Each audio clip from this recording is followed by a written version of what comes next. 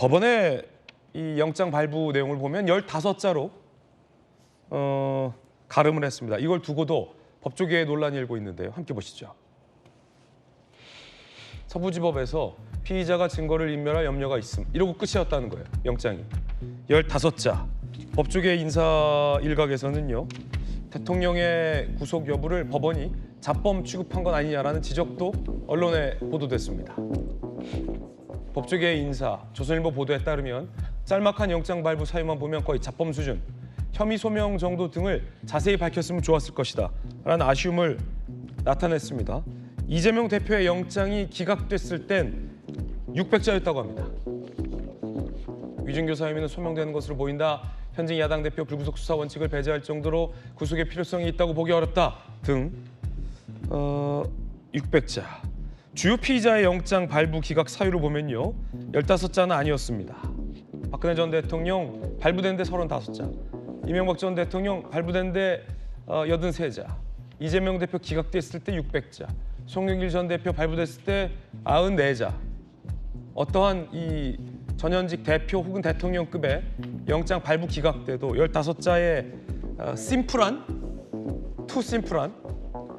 이런 영장 내용은 없었다라는 지적이 나오고 있습니다.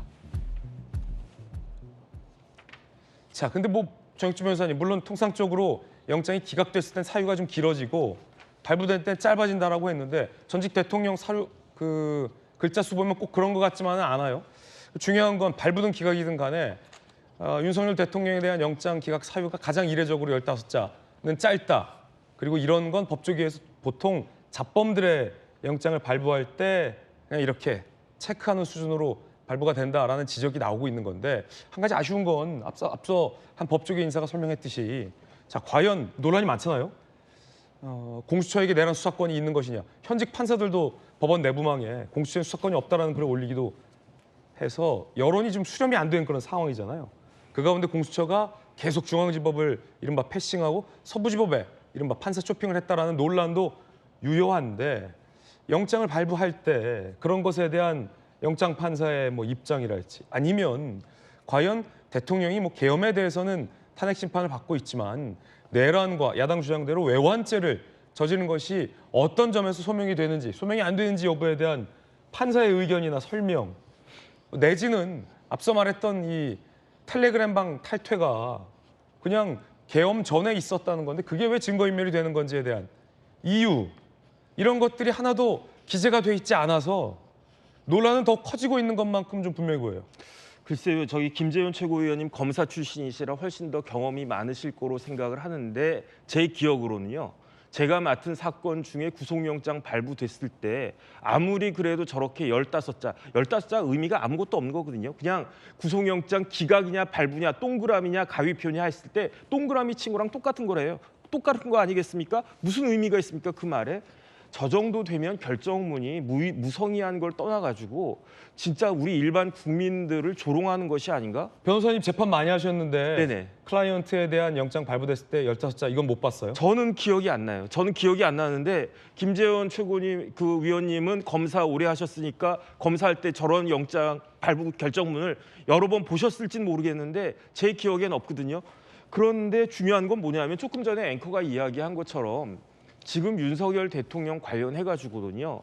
법리적으로 따질 것들이 굉장히 많이 있습니다. 첫 번째, 공수처 수사권 저는 없다고 생각을 하거든요. 제가 윤석열 대통령을 지지하기 때문에 그 공소권 수사권이 공수처의 수사권이 없다라고 생각하는 게 아니고 제 지식으로 아무리 공수처법이나 이런저런 법들을 갖다가 헌법을 갖다 봐도 제가 봤을 때 인정하기가 어렵고 저만 그렇게 생각합니까? 법원의 판사들 중에서도 상당수가 그렇게 생각을 하는데 그렇다라고 하면 차은경 부장판사는 내가 왜 내 생각엔 공수처에 수사권이 있고 그렇기 때문에 영장이 합법적이다 이 이야기를 했었어야 되는 것이 아닌가. 그다음 공수처법에 보면요. 공수처가 그 직접 수사할 때만 그 형사소송법에 따른 그러한 그 영장 그 관할권이 있는 것으로 이렇게 규정하고 있거든요. 그런데 윤석열 대통령에 대해서 공수처가 직접 기소할 수 있습니까? 없단 말이에요. 그러니까 공수처법 31조가 적용될 것 같지가 않으면 그러니까 관할 위반도 제 눈에는 그렇게 보여지는데 왜 그런 부분들에 대해서는 이런 반고 없이 그냥 결론만 뭐 이 사람은 무조건 구속돼야 돼 이런 식의 결정을 갖다가 내렸는가 그런 부분들이 너무너무 이상하고 그다음에 이런 식이니까 법원에 대한 신뢰가 자꾸 확확 떨어지는 것이 아닌가 저는 그런 생각이 듭니다. 자, 그러면 검사 생활 오래 하셨던 김재현 전 최고는 15자 영장을 보신 적 있으십니까? 저런 영장은요, 우리가 이제 참고적으로 말씀드리자면 영장을 청구할 때 판사가 서명할 수 있도록 영장 부본을 같이 보냅니다. 네네. 그럼 판사가 서명만 하면 되거든요. 근데 영장 발부 사유에 나와 있어요. 도주 우려가 있음, 증거인멸 우려 있음, 기타 사안 이렇게 3가지 예문이 있는데 두 번째 증거인멸 우려가 있으면 체크한 거예요. 저거는. 쓴 것도 아니라 쓴 것도 체크다. 아니고 제가 보기에는 그러니까 저런 사안은 어떤 거냐면 영장 중에서 왜 뺑소니 운전자 이런 경우에는 도망갔잖아요. 그런 분은 이제 증거인멸 우려가 있다 해서 그냥 뭐 다른 사안이 별로 없으니까. 근데 이 사안은 지금 말씀하신 대로 도대체 공수처의 수사권이 있는지 이것이 내란죄에 해당되는지 그다음에 법원에 과연 관할권이 있는지 복합적으로 문제 제기를 하면 판사가 그에 대해서 대답을 해야 돼요. 예. 근데 지금 특이 사안인데 지금 영장을 발부한 판사뿐만 아니라 과거에 체포영장을 발부한 판사 또는 체포적 부심을 청구해서 기각한 그런 판사도 이유 없다 한 줄만 쓴 거예요. 이런 것이 뭐냐면 자신들도 지금 자신이 없어요. 이것을 관할 위반이다라고 하면 큰 문제가 되고 그러면 모든 것이 지금 뒤집히잖아요. 그러면 관할 위반이다 하면 앞에서 영장을 발부한 판사는 불법 행위를 한 거예요. 또 공수처에 수사권이 없다라고 하면 지금 불법 체포에 불법 수사에 그러면 아마 모든 것이 뒤집히고 수사기관 전체가 전부 형사처벌을 받아야 될 거예요. 아마 그런 사안이고 반면에 관할 위반이 아니다라고 하려니 뭔가 이것도 근거가 별로 없거든요. 찜찜하단 말이에요. 그리고 지금 말씀하신 대로 직접 수사 이런 문제는 뭐냐면 검사에 대해서는 공수처가 기소를 할 수 있단 말이에요.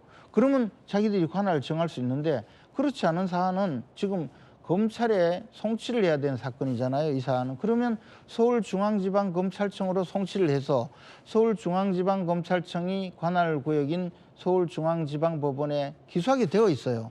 그럼 당연히 이 사안은 서울중앙지방법원에서 영장도 발부받고 모든 절차를 거쳐야 되는데 왜 서부지방법원에 갔는지에 대해서 아무도 제대로 해명해 주지 않고 판사도 해명하지 못하고 그러니까 제가 보기에는 영장 판사가 지금 자신이 없는 겁니다. 이 사안에 대해서 기각하려니 기각했을 때의 사태도 겁나고 발부하려고 하니까 그러면 이 공수처의 수사권이 있다고 이야기도 못하고 관할권이 있다고도 이야기도 못하고 그러니까 그냥 체크만 한 거죠. 저는 이런 사안이 앞으로 우리나라 사법부의 중대한 수치이자 두고두고 사법부의 판결의 정당성에 오점이 남겨지고 논란이 계속되고 있을 거라고 봅니다. 이렇기 때문에 지금 국민들이 뭔가 잘 모르겠는데 분명히 윤석열 대통령은 잘못했는데 그런데 지금 구속하고 이런 것에 대해서 화를 내고 있는 거다. 그런 생각을 하고 있습니다. 예. 자, 변호사님 어떻게 보십니까? 아마 변호인단도 그렇고 윤석열 대통령도 그렇고 여러 가지 주장을 했겠죠. 일단 절차적으로 영장 자체 위법 주장을 했을 겁니다. 지금 최 의원님 말씀대로 그 주장을 했겠지만 그거는 구속영장 발부의 요건은 아닙니다. 영장 자체 위법성 주장을 했을 텐데 굳이 그런 부분에 대한 판단을 발부 영장에 기재할 이유가 없죠.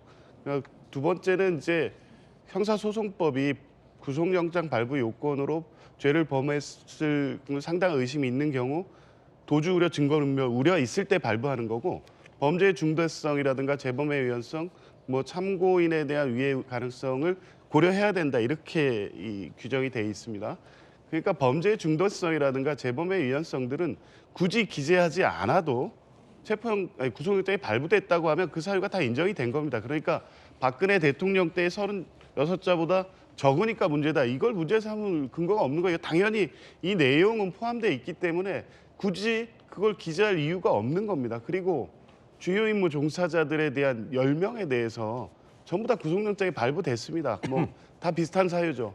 그러면 이 같은 공범 관계에 있는 내란죄의 우두머리 혐의를 받고 있는 대통령에 대해서 굳이 하나하나의 이유를 밝히는 것이 오히려 지금 이 불필요한 논란을 야기할 수 있다는 측면에서 보면 발부할 때는 오히려 명료하고 심플하게 증거인멸 우려가 있으면 그 체크하는 방식이 됐든 별도 기재를 했는지까지는 모르겠습니다만 뭐 그렇게 발부할 만큼 자신이 있었기 때문에 한 거죠. 그걸 뭐 피해가거나 두려웠거나 해서 그 부장판사가 그런 식으로 기재했을 거라고 보지는 않습니다. 네.